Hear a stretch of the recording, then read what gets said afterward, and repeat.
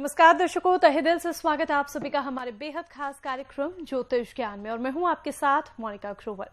और हमेशा की तरह आज भी स्टूडियो में मौजूद हैं हमारे साथ हमारे बेहद खास मेहमान। जी हां, the famous palmist, astrologer and vastu expert professor Dharmendra Sharma ji. तो आइए मिलकर उनका स्वागत करते हैं।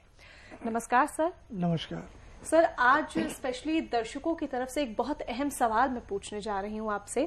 कई बार हम देखते हैं कि लोग बिना कुछ पूछे रत्न धारण कर लेते हैं, तो रत्न धारण करते वक्त वो कौन सी ऐसी विशेष बातें हैं जिनका हमें ध्यान रखने की जरूरत है, बताने का प्रयास करें। जी, आइए दर्शकों, हम बात करते हैं आज रत्न के ऊपर। अक्सर आप हमारे मुंह से मंत्रों की बात सुनते हैं, स्तोत्र आदि की बात सुनते हैं, ध्यान साधना की बात सुनते हैं, जन्म पत्रिका, हाथ की रेखाओं की बात सुनते हैं, लेकिन रत्न प्रकरण ज्योतिष के अंदर गुथा हुआ है। उपायों के रूप में हम रत्नों को यूज करते हैं। जैसे आप मिसाल के तौर पर अपनी जन्म पत्रिका दिखाते हैं, अपने हाथ की रेखाएं दिखाते हैं, तो उस वक्त में आपको रत्न कहीं न कहीं उपाय के रूप में बताए जाते हैं।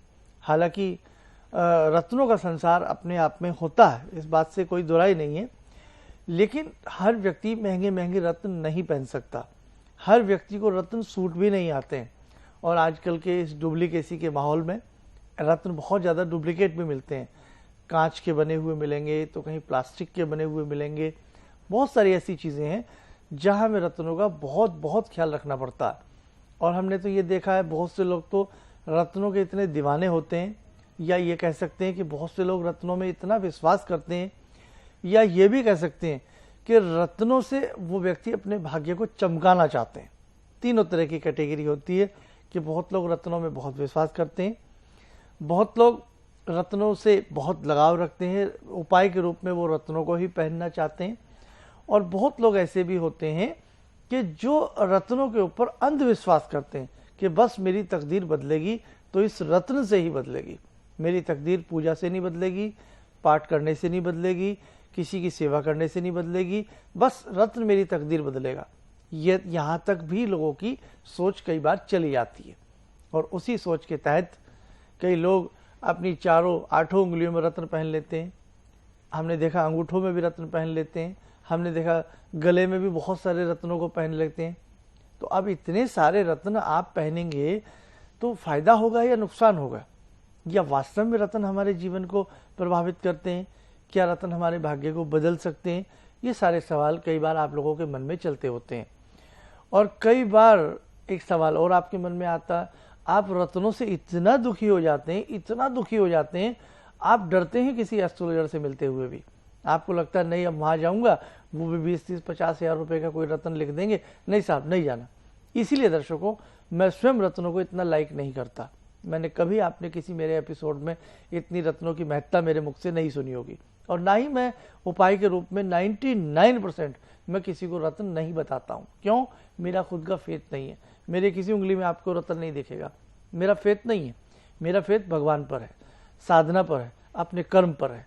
अब एक बात आपको और बता देते हैं, हाँ, किसी मजबूरी में कई बार रत्न लिखना भी पड़ जाता है। जैसे अब आप लोग, बहुत लोग देखो विशेष प्रकार के मंत्रों को नहीं पढ़ सकते। बहुत लोगों के पास समय बहुत कम होता है, भाई सारी ज़िंदगी, सारा समय उनका अपनी जॉब में या किसी विशेष काम में निकल जाता है, तो उनके पास इतना समय नहीं होता। तो वहाँ मजबूरन वो भी बहुत सोच के, समझ के, बहुत विश्वास में किसी रत्न की बात हम आपसे, उन लोगों से करनी पड़ जाती है। ये बहुत 1-2% ही ऐसा केस होता है। रत्नों के बारे में दर्शकों हमें और क्या क्या सावधानियां रखनी चाहिए, अभी कुछ पलों के बाद हम आपको बताएंगे। तो दर्शकों, आज का एपिसोड बहुत इंटरेस्टिंग है और इसीलिए आप बहुत ध्यान से आज का ये एपिसोड सुनिएगा, देखिएगा, क्योंकि आज आपको बहुत महत्वपूर्ण जानकारियां शर्मा जी की तरफ से मिलने वाली हैं। फिलहाल कुछ कॉलर्स हमारे साथ हैं, आइए उनसे बात कर लेते हैं। सबसे पहले रेखा हैं गुड़गांव से। स्वागत है आपका रेखा जी कार्यक्रम में। नमस्कार। नमस्कार। हाँ, पूछिएगा, क्या पूछना चाहते हैं? शर्मा जी, मुझे अपने ब्रदर के बारे में पूछना है। उनकी 16 साल पहले शादी हुई थी और शादी के बाद उनका कुछ काम बंद हो गया था, कॉपर का बिजनेस था। उसके बाद उन्होंने ड्रिंक करना शुरू करा और वो आज तक वो छूट नहीं पा रहा और फैमिली में भी बहुत डिस्टर्बेंस है। चलिए आपको बता देते हैं। आपके ब्रदर जो ड्रिंक करते हैं या इस तरह की जो भी है वो चीज़ें छोड़ नहीं पा रहे हैं, और फैमिली में निश्चित सी बात है कई बार इन सब चीज़ों को लेकर के बहुत ज़्यादा दिक्कत आ जाती है। कार्य भी बंद जाए, कार्य भी ना चले तो और भी ज़्यादा दिक्कत महसूस हो जाती है। एक काम करिएगा, आप अपने ब्रदर की जन्म पत्रिका के हिसाब से उनकी जन्म के नक्षत्र की शांति कराइए, बहुत अच्छा लाभ मिलेगा। यानी कि जन्म नक्षत्र की शांति आपको आपके ब्रदर की होनी चाहिए। किसी भी वहाँ ब्राह्मण से मिल लें, आप गुड़गांव रहती हैं, वहाँ किसी भी ब्राह्मण से मिल करके उनके जन्म नक्षत्र की शांति आप जरूर कराइएगा। नंबर 2, उनकी मिसिस से कहिएगा कि जब भी वो अपने हस्बैंड को पानी पीने के लिए दें या खाना खाने के लिए दें तो गायत्री महामंत्र पढ़ करके दें। अब देखो, कहते हैं ना, जैसा पिए पानी वैसी बोले वाणी, जैसा खाए अन्न वैसा होए मन, है, समझते हैं ना। तो गायत्री महामंत्र पढ़ करके उनकी मिसिस उनको कुछ भी दें, ताकि सद्बुद्धि का मंत्र है, बुद्धि चेतना का मंत्र है, उनको लगे कि हम जो कर रहे हैं वो ठीक नहीं कर रहे हैं, वो हम गलत कर रहे हैं। मंत्रों में दर्शकों बहुत बड़ी पावर होती है। तो एक तो ये काम करा दें। आपकी मदर या उनकी स्वयं की पत्नी गजेंद्र मोक्ष का पाठ शाम के समय अवश्य किया करें। पूर्णिमा का उनको व्रत बोल दीजिएगा, अगर वो रख सकती हैं पूर्णिमा का व्रत वो जरूर रखें, अच्छा लाभ मिलेगा। और लास्ट ऑप्शन, श्रीयंत्र घर में उनके रखवा दें, उसकी वो साधना करें, उससे भी बहुत अच्छा लाभ मिलेगा। जी चलिए, ये उपाय जरूर आप कर लीजिएगा। और श्रीयंत्र की जब बात आती है, ध्यान रखिएगा श्रीयंत्र शुद्ध तरीके से बना हो, वैदिक तरीके से बना हो। और दर्शकों, इसके लिए जब आप संस्थान से संपर्क साधते हैं, आप जानते हैं कि भोजपत्र पर शुद्ध वैदिक तरीके से आपको श्रीयंत्र का निर्माण कर दिया जाता है। तो अगर आप भी श्रीयंत्र की प्राप्ति या देवी यंत्रम की प्राप्ति, अंबिका यंत्रम की प्राप्ति संस्थान से करना चाहते हैं तो नंबर्स लगातार आपके सामने फ्लैश हो रहे हैं। नंबर्स पर आप सुबह 10 से शाम 6 बजे के बीच में कॉन्टैक्ट कर सकते हैं। आइए अब चर्चा को आगे बढ़ाते हैं।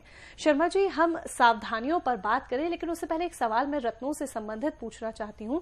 रत्न बेसिकली करते क्या हैं? ये किस प्रकार से वर्क करते हैं? कोई कहता है ये एक प्रकार की कलर थेरेपी है, कोई कहता है ये हमारे ग्रहों को बल प्रदान करते हैं। ये करते क्या है, और क्या वाकई में रत्न धारण करने मात्र से हमारे भाग्य में परिवर्तन आ सकता है?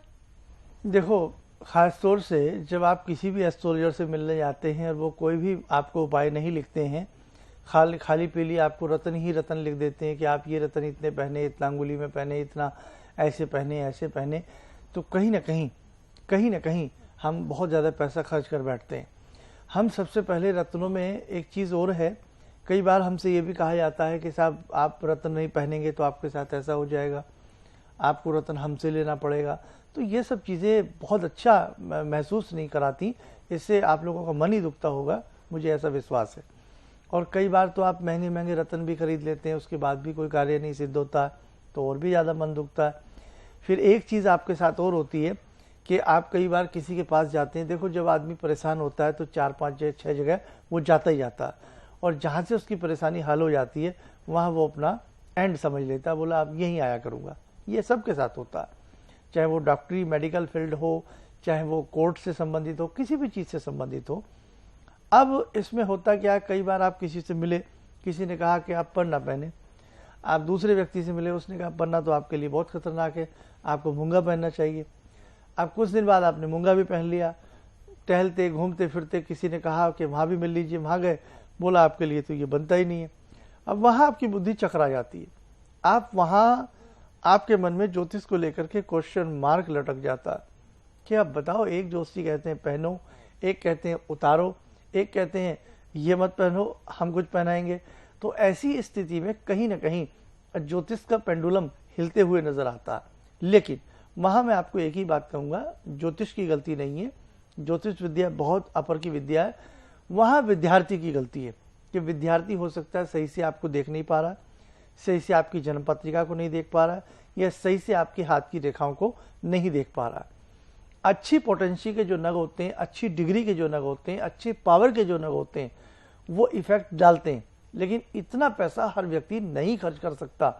जो अच्छे रत्न हैं, जैसे हीरा है, हीरा भी तो रत्न है, हीरा है, हीरे की तरह महंगा होता है आपका पुखराज, जिसको हम येलो सैफायर कहते हैं।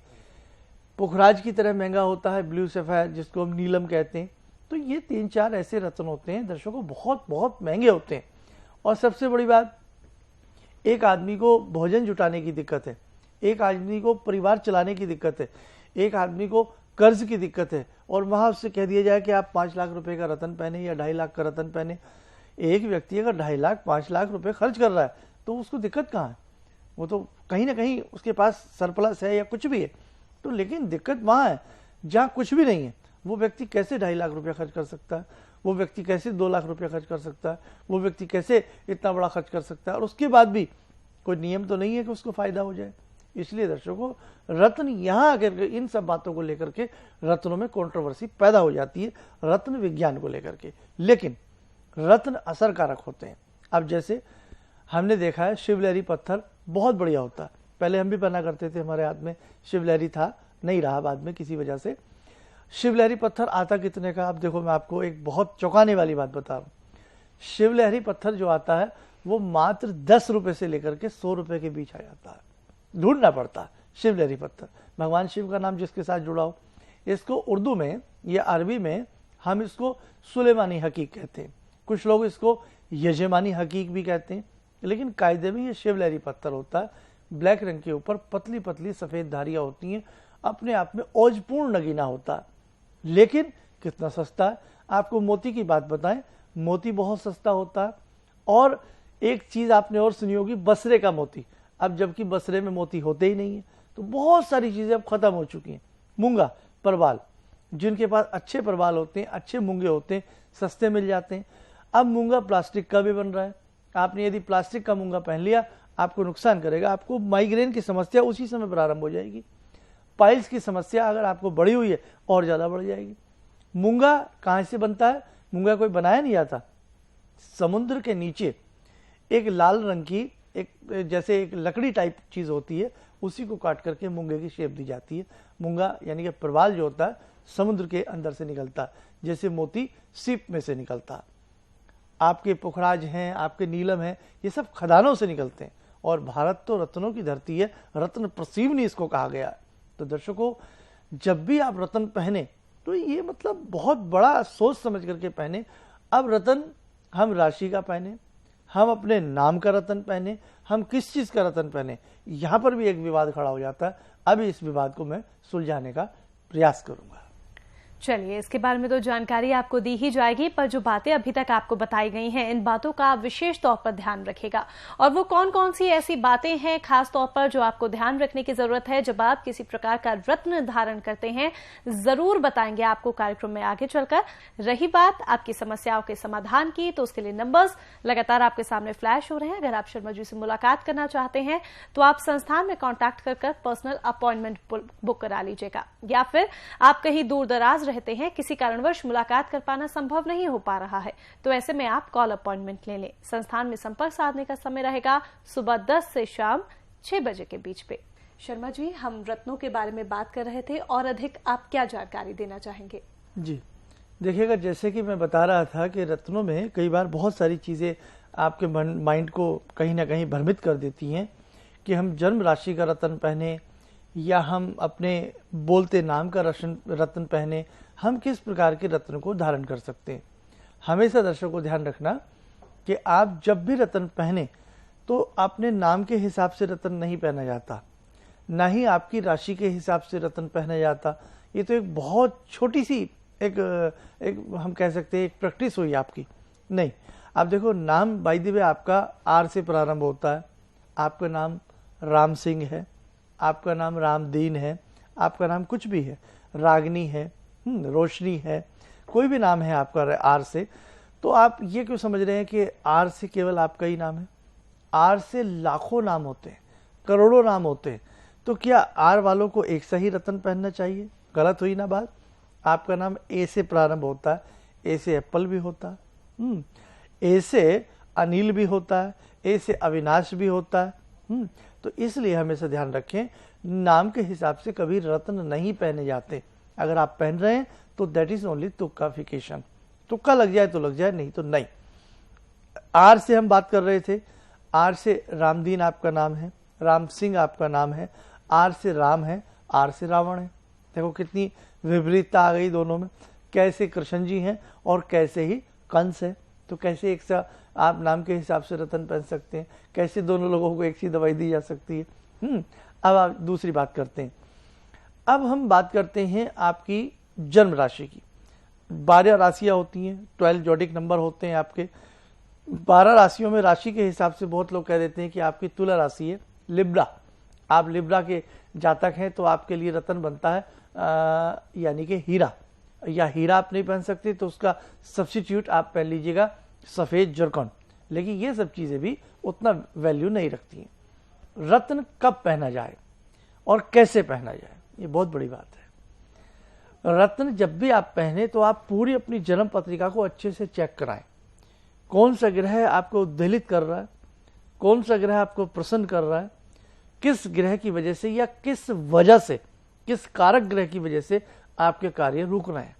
तो बहुत सारा अध्ययन करने के बाद फिर रत्न को पहनाया जाता है। दूसरी बात, आपके पास जन्म पत्रिका नहीं, आपके पास ऐसा कुछ नहीं, तब वहां अपने हाथ की रेखाओं को दिखा करके बहुत बारीकी के साथ तब आप जानिएगा कि आप धन प्रदायक ग्रह का रत्न पहने या आपको कौन सा रत्न सूट करेगा, आपको कैसे रत्न को पहनना चाहिए। अब एक चीज आपको और बताऊं, कई बार आप बेमेल रत्न पहन लेते हैं, शत्रु ग्रह के नगीने पहन लेते हैं। अब देखो आपको तो पता नहीं है, आपको तो वही वाली बात है, डॉक्टर साहब ने जो दवाई दी हमने बस पहचान बना ली, नीली हरी गोली, और या फिर हमने उसके नाम थोड़ा सा याद कर लिए और जैसे उन्होंने कहा कि 2 कैप्सूल सुबह 1 शाम दोपहर, हमने ले लिया। ऐसे ही किसी ने कहा कि आप मूंगा पहनिए, आपने मूंगा पहन लिया, और किसी ने कहा कि आप नीलम पहनिए, आपने नीलम के साथ मूंगा पहन लिया। विस्फोट हो जाएगा, भयंकर तरीके से आपको आपदा आ सकती है, आपको चोट लग सकती है। आपने गोमेद पहन लिया और गोमेद के साथ किसी ने आपको मोती पहना दिया, आपने क्या किया साहब, आपने यहां पर भी भयंकर कार्य किया, आप भूल से, आपको तो भला पता नहीं है, यू आर इनोसेंट पर्सन। अब यहां पर क्या हुआ कि आपने ग्रहण दोष पैदा कर लिया अपने जीवन में। तो दर्शकों, ये रत्नों का जो संसार होता है ये बहुत अच्छा होता है, लेकिन इसके साथ बहुत सूझबूझ के साथ हमें कार्य करना चाहिए और अपने पैसे भी बचाने चाहिए। भाई हमें कोई रत्न कहे आप इतने का पहनो, उससे बड़ी हम इबादत करें, हम प्रार्थना करें, हम मंत्र पढ़ें, हम उस ग्रह का दान करें, तब भी हम उस ग्रह को 100% बहुत अच्छा बलवान बना सकते हैं। बहुत सारी बातें रत्नों के बारे में, किस उंगली में कौन सा रत्न नहीं पहनना चाहिए और किस उंगली में कौन सा रत्न पहनना चाहिए, किस उंगली में कौन सी धातु में बना करके, किस नक्षत्र में, किस होरा में, किस समय में हमें कौन से रत्न पहनने चाहिए, ये सारी चीजें दर्शकों बहुत गौर करने वाली होती है। जब भी दर्शकों हम किसी भी प्रकार का कोई रत्न पहने या कोई भी हम ऐसा उपाय करें, हमेशा ध्यान रखें सतर्कता, और उसमें हम सूझबूझ से कार्य लें। कहीं ऐसा ना हो कि हमारे पैसे भी वेस्ट हों, और कहीं ऐसा ना हो हमारा समय भी खराब हो, और कहीं ऐसा ना हो हमारे ग्रह हमें कहीं विपरीत फल की प्राप्ति ना कराएं। चलिए दर्शकों, इसी के साथ अब कार्यक्रम को यहाँ पर विराम देना होगा। शर्मा जी, समय आपने दिया उसके लिए बहुत बहुत धन्यवाद आपका। नमस्कार। तो दर्शकों, आज आपने शर्मा जी से रत्नों के बारे में जानकारी प्राप्त की। अगर आपके जीवन में कोई समस्या है जिसका समाधान आप शर्मा जी से प्राप्त करना चाहते हैं तो नंबर्स लगातार आपके सामने फ्लैश हो रहे हैं। अगर आप व्यक्तिगत तौर पर शर्मा जी से मुलाकात करना चाहते हैं तो पर्सनल अपॉइंटमेंट ले लीजिएगा, या फिर आप कहीं दूर दराज रहते हैं, कहीं बाहर रहते हैं, किसी कारणवश आपका उनसे मुलाकात कर पाना संभव नहीं हो पा रहा है, तो ऐसे में आप कॉल अपॉइंटमेंट बुक करा लें। संस्थान में संपर्क साधने का समय रहेगा सुबह 10 से शाम 6 बजे के बीच में। और ऐसे ही आप रोजाना हमारे ये ज्ञान से परिपूर्ण कार्यक्रम देखते रहें और YouTube पर भी हमें फॉलो करें। अब चलने की दीजिए इजाजत, नमस्कार।